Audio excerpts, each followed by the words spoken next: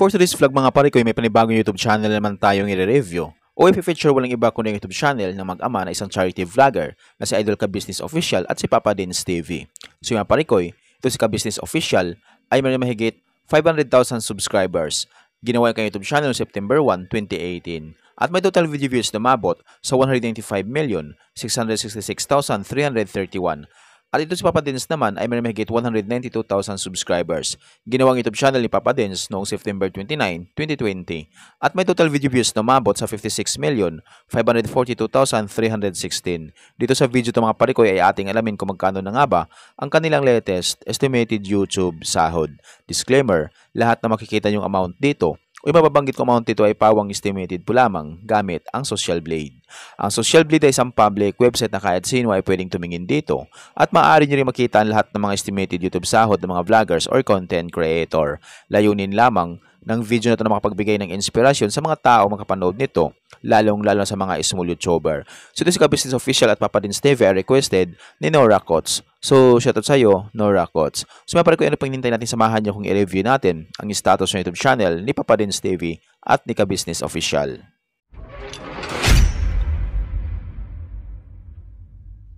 So yun mga parikoy, dito tayo sa official YouTube channel ni Ka Business Official dito sa Social Blade. So ito si Ka Business Official at Papa Dins TV ay requested ni Nora Cots. So shoutout sa iyo, Nora Cots. So mga parikoy, meron na siyang 2,819 uploads na video at yung subscribers ay umabot na sa 500,000 subscribers. So deserve ni Ka Business Official na makaroon siya ng maraming subscribers kang YouTube channel. So mas maganda kung umabot ng 1 million subscribers or higit pa upang mapalawak pa niya yung magandang layunin yung pagtulong sa mga kapos palad. So napakabuti ng kalooban ni Ka Business Official. So sobrang dami ng natutulungan at sobrang dami ng nabago ang buhay.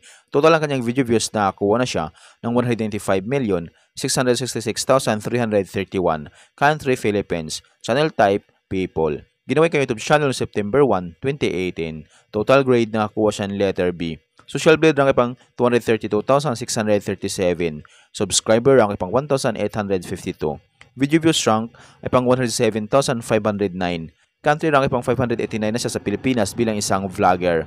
People rank ay pang 1,452. Nakakuha ng 1,000 subscribers si Ka Business Official, bumaba ito ng 50% kumpara sa nakalipas na 30 days.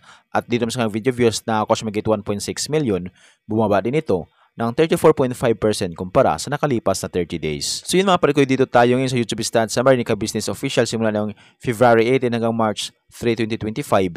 Dito natin makikita yung mga nadagdag niyang subscribers, video views, at yung kanya naman estimated earnings. Pero ito tingnan natin dito mga parikoy, ay yung kanya pinaka-daily average at weekly average. So sa kanya daily average, meron siyang $14 at yung highest naman ay mabot sa $226. I-convert sa peso. Simula di pa-convert sa lowest na mayroon siyang $14 i-times natin sa 58, ay meron siyang 812 pesos na posibleng kitain sa loob ng isang araw. At kung mabot naman yung highest na mabot sa $226 i-times natin sa 58, ay meron siyang 13,108 pesos na posibleng kitain sa loob ng isang araw. So yung parikoy, dito naman tayo ngayon sa kanyang weekly average. So sa kanyang weekly average, meron siyang $99 at yung highest na may mabot sa $1,600 i-convert sa peso. Simula di pa-convert sa lowest na mayroon siyang $99 i-times natin sa 58, ay may siyang 5,742 pesos na posibleng kitain sa loob ng isang linggo. At kung mabot naman yung highest, mabot sa $1,600 i-times natin sa 58, ay may siyang 92,800 pesos na posibleng kitain sa loob ng isang linggo. So yung mga parikoy, dito naman tayo ngayon sa kanyang estimated monthly earnings. So disclaimer po lamang mga parikoy, ang video na ito ay layunin lamang na makapagbigay ng inspirasyon sa mga tao makapanood nito, lalong-lalo sa mga small YouTuber. So ito si Ka Business Official at Papa Dins TV ay requested ni Nora Cots. So shoutout sa iyo, Nora Cots. So dito sa kanyang estimated monthly earnings ni Ka Business Official, ay meron siyang $424 at yung highest may mabot sa $6,800 i-converted sa peso.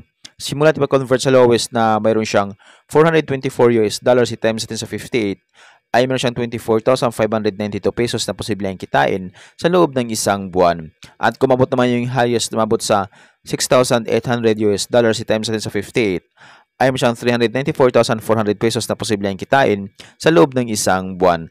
So siyempre kung maaaring magbabago pa ito, depende sa dami ng views na makukuha ni Ka-Business Official. So dahil ang sahod ng mga vloggers or content creator, nakadepende sa dami ng views, hindi sa dami ng subscribers. At laking tulong din yung mga viewers na hindi nag-skip ng ads. So kapag once na hindi pa tayo nag-skip ng ads, medyo lalaki ang YouTube sahod ni Ka-Business Official. So siyempre kung deserve ni Ka-Business Official na magkaroon siya ng malaking sahod sa kanyang YouTube channel, kaya tuloy-tuloy natin suportahan ito si Ka-Business Official at si Papa Dens TV.